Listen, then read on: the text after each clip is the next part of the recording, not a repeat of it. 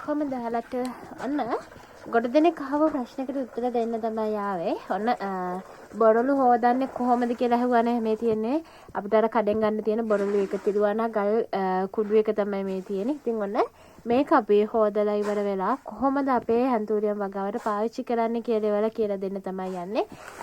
මේ දවස්වල මම නිතරම ඔයාලට කිව්වා වැස්ස වැඩි නිසා පුළුවන් තරම් බොරළු වල විතරම හදලා තියලා ටික කාලයක් ගියාට පස්සේ ආය අවුව වැටෙද්දි ඔයාලට පුළුවන් සාමාන්‍ය විදියට නෝමල් මීඩියා එකට දාලා හදාගන්න කියලා. මොකද එහෙම කියන්නේ හැමතිස්සෙම දැන් අර වතුර වැඩි වෙනකොට මුල් පද්ධතිය චුට්ටක් අවුල් වෙනවා. ඒ කියන්නේ මුල් ඉක්මනට කුණු වෙන්න බලනවා. මොකද සමහරක් අවස්ථාවලදී පොල්ලෙලි වල ගොඩාක් වතුර රැඳෙනවා. ඒ නිසා තමයි අපි කියන්නේ නිතරම පුළුවන් තරම් වහින වෙලාවලදී මේ වගේ බොරළු වල විතරක්ම හදාගන්න කියලා. දැන් ඉතින් මේ වැල්ල නැහැ කියලා ඉවරලා ඔයාලට දුක් වෙන්න දෙයක් නැහැ. ඔයාලට පුළුවන් ගඟේ වැලි කියලා තියෙන්නේ. අන්න ඒ වැලියක උනත් අරගෙන පාවිච්චි කරන්න. මේ විදිහට තමයි අපි 3-4 පාරක්ම හොදලා අරගෙන ඉවරලා මේ බොරළු එක පාවිච්චි කරන්න පුළුවන්. ඒ වගේම ගොඩ දෙනෙක් අහනවා කලින් පාවිච්චි කරපු පොල්ලලි සහ බොරළු එක ගන්නද කියලා. පොල්ලලි එක නම් පාවිච්චි කරන්න යන්න එපා. පොල්ලලි එක ඒක අයින් කරලා දාන්න. ඔයාගාව තියෙනවා නම් ඔය මිරිස් වර්ග නැහැම නැත්තම් තව වෙනත් කියන්නේ එළවලු භෝග, පළතුරු භෝග, කෙසෙල් ගස් වලට වගේ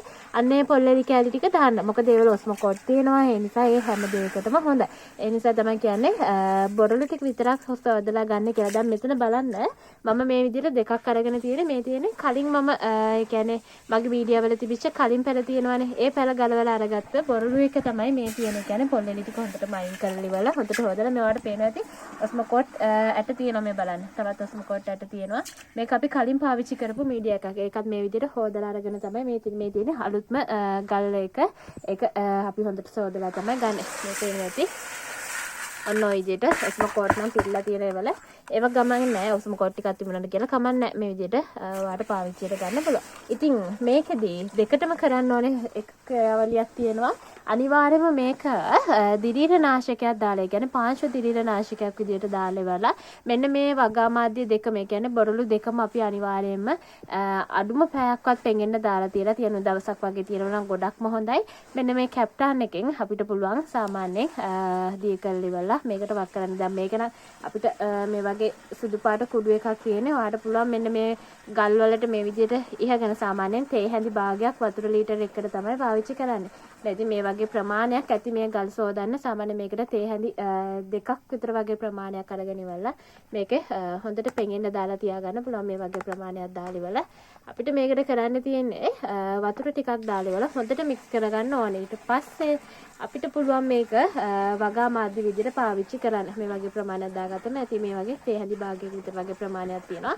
මේ වටේට මෙහෙල්ලා දාගත්තාම අපිට ලේසි මේක හැම පැත්තකටම එතකොට මේ කැප්ටන් ටික යනවා. සමහරක් වෙලාවට මේ විදිහට කැප්ටන් ටික කොහොම එක තැනකට විතරක් දාගත්තාම එතනම විතරයි රැඳිලා තියෙන්නේ. එතනින් එහාට ඇතුළට යන්නේ නැහැ. එතකොට මේක දැන් කෝටු කෑල්ලක් හරි දාලා ඉවරලා හොඳට මේ සුදු පාට වතුර එකක් වෙනකම් මේක හොඳට මික්ස් කරගන්න ඕනේ. මම ඔයාලට පෙන්නන්නම් ඒක කරගන්න කොහොමද කියලා. මේ තියෙන්නේ මේ වගේ වතුර ප්‍රමාණයක් දාලා ඉවරලා අර පේන විදිහට සුදු පාට මිශ්‍රණයක් හැදෙනවා. ඊට පස්සේ අපිට පුළුවන් මේක මොකක් හරි ආධාරකයකින් හොඳට මික්ස් කරගන්න. ඒ කියන්නේ අර යට තියෙන බොරළු ටික අනිවාර්යයෙන්ම උඩට තෙරපලා ගන්න ඕන. මේ විදිහට. එතකොට තමයි මේක යටටත් එක්ක හොඳට විස බීජ තියෙනවා නම් ඒක ඔක්කොම විනාශ වෙන්නේ. දැන් සාමාන්‍ය උඩට විතරක් දාලා ඔහොමම තියලා තිබුණා කියලා යට මේ ගොඩක් වතුර යන්නේ නැහැ. මොකද බොරළුනේ තියෙන මේ බකට් එක ඇතුළේ මේ විදිහට කලත් ගත්තාම හොඳට දිරීරනාශක මේ වලට ඇප්ලයි වෙනවා. ඒ නිසා තමයි මේ විදිහට කරන්න කියන්නේ. ඔන්න ඉතින් බොරළු ප්‍රශ්නේ බොරළු හොදන්නේ කොහොමද කියලා අහපු කට්ටියට මේ තියෙන්නේ මේ විදිහට තමයි අපි කැප්ටන් දාලා ඉවරලා බොරළු එක හොදලා ගන්නවාට පුළුවන්. කැප්ටන් වෙනුවට කොන්නිස්සලක් මෙතනදී පාවිච්චි කරන්න. ඔයා කැමති විදිහට හොඳ දිරීරනාශක එකක් අනිවාර්යයෙන්ම පාවිච්චි කරන්න මතක තියාගන්න. ඊට පස්සෙත් ඔයාට ඕන නම් පැලේ හදලා ඉවර වෙලා ඒ පැලේටත් ඔයාට මෙන්න මේ විදිහට දිරීරනාශක දාගන්න පුළුවන්.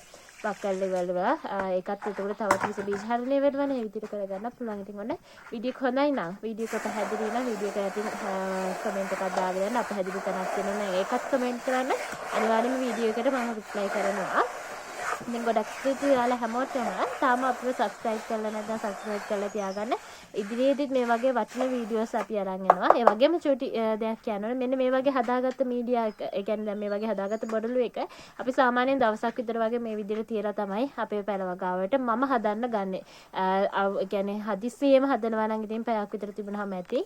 වැඩිපුරම හොඳයි දවසක් විතර තියලා ඉවර වෙලා අපි පාවිච්චියට ගන්නවා. ඉතින් ඔන්න ඔය විදිහට තමයි බොරළු අපි සෝදලා ගන්නෙ.